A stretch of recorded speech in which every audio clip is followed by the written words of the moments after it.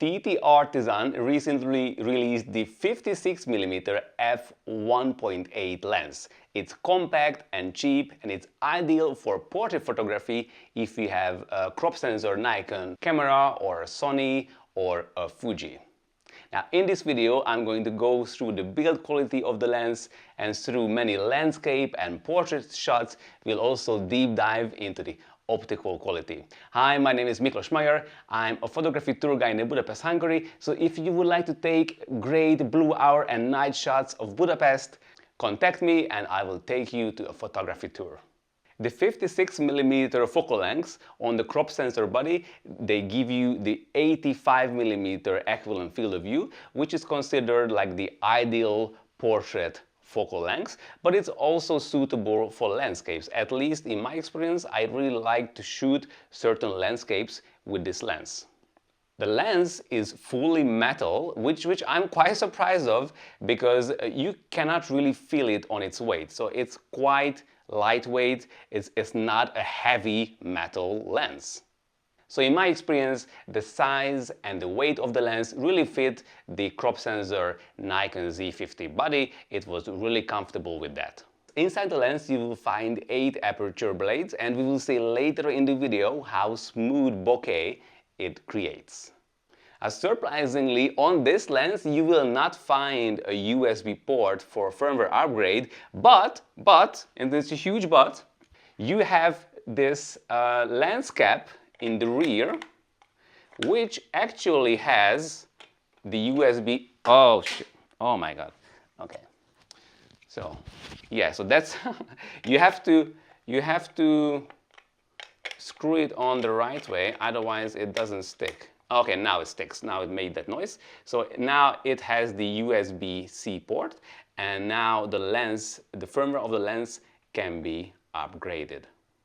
Of course, this is an autofocusing lens, that's why it has AF on, and this is the autofocus ring. And in my experience on the Nikon Z50, I had no trouble with the autofocus. It always found the subject's eyes, and also it was super silent. I couldn't hear any noise. As usual in this category, there is no image stabilization in this lens, so if you have a camera like my Nikon Z50, which lacks IBIS unfortunately, prepare to have a bit shaky handheld video like you see here. So in this case, I would definitely recommend using a tripod for video work. There is one big elephant in the room about the construction of this lens, and this is the lens hood. So it's got this cool looking lens hood, and it looks like this. I think it looks pretty cool, right? However, there's one big problem with this lens hood design, and I will show you that. Once you have the lens hood on, it doesn't allow the lens cap to be put on the lens. So I just cannot put the lens cap on the lens if I have the hood on. So if I want to put the lens cap on, I have to take the hood off and put the lens cap on. But now if I have the lens cap on, I cannot put the hood on the camera because it just blocks it. So I cannot put the lens hood on, and even if I could put it on, I could not take the lens cap off. So it's I cannot really understand this design. Why did they choose this? I like the look of the lens hood, but not at the cost of having it remove every single time. Now let's see the optical quality of the lens through some landscape and portrait photos shot in Budapest, Hungary.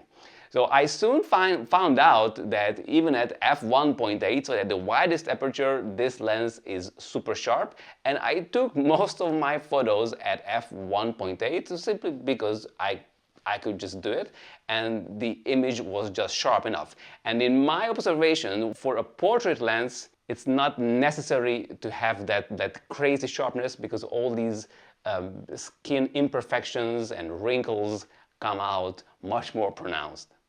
This is the Vajdahunya Castle in Budapest. I often take my photography guests here, and I really liked how that airplane is flying over the castle, so I took shots here. And then I saw ducks in that moat, and they came really close. So here I can show you how well the TTArtisan 56mm lens blurs the background. I quite like it, and as the ducks came really close, it gives you really good background separation.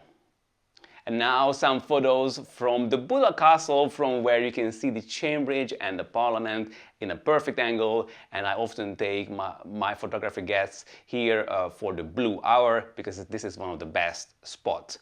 And here, this is also a good place to test the image quality and the sharpness. So I started shooting at f1.8, and you can see the optical quality is really good in the center and also around the corners. If you stop it down a little bit, it gets better. You don't see that astigmatism and coma anymore.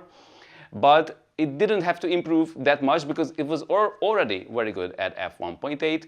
In my observation, the peak sharpness is around f5.6 and f8, and above f11 and around f16, diffraction kicks in, so I wouldn't use those.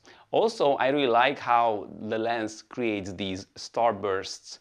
They are not like too pronounced, but you can definitely see them, and they are really nice stars.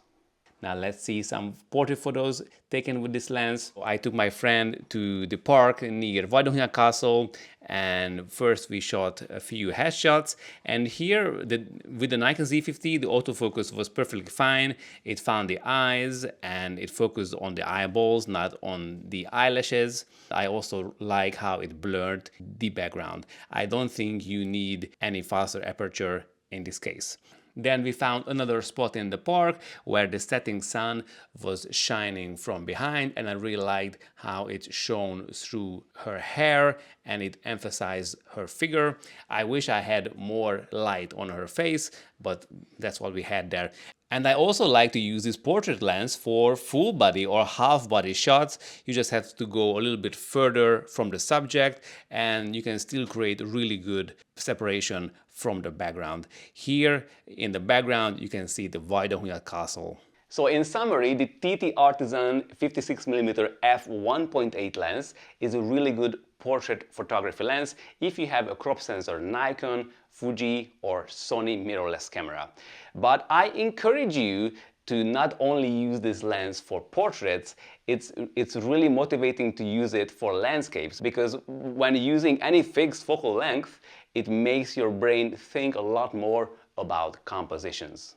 This lens is really compact and lightweight, and it fits these small crop sensor mirrorless cameras. The one design flaw, in my opinion, is the lens hood, so you cannot put the cap on if you have the hood on. Other than that, I really think that this is a high quality and at the same time cheap lens, so definitely recommended. The autofocus is silent and fast, the background blur, the bokeh, is also smooth and pleasing looking. And don't forget that, as always, under the video you can find links where you can download many of the sample photos shot with the TTArtisan 56mm f1.8 lens, so you can pixel peep for yourself how sharp this lens is. See you soon, and all the best from Hungary.